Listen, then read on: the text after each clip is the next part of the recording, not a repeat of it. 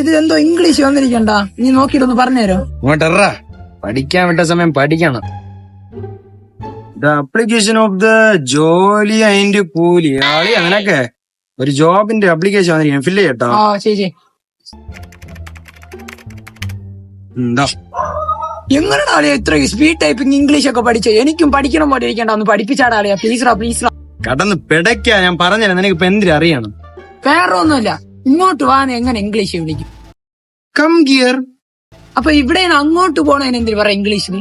Reverse gear. ഓ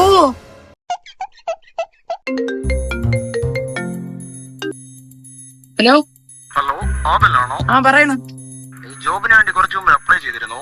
ആ അളിയളിയ എന്നാ ജോലിക്ക് വേണ്ടി വിളിക്കണ്ട. സാർ, നിങ്ങളുടെ നാട് ഓസ്ട്രേലിയ ആണോ? ഇല്ലല്ലോ, ഇന്ത്യ ഇന്ത്യ. പിന്നെ എന്തിനും ഉണ്ടാക്കാനാണോ നീ ഓസ്ട്രേലിയ ആയിട്ട് വെച്ചിരിക്കണേ?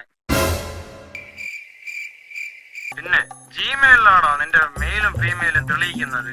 ആ ഓപ്ഷനെ അത് ഇല്ലായിരുന്നടാ.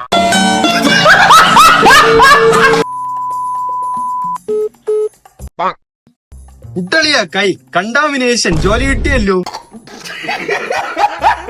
വിടറാ കൈ, നീ ഇപ്പൊ എന്താണ് ചെയ്തത്? ഷേക്ക്ഡ് ഹാൻഡ്.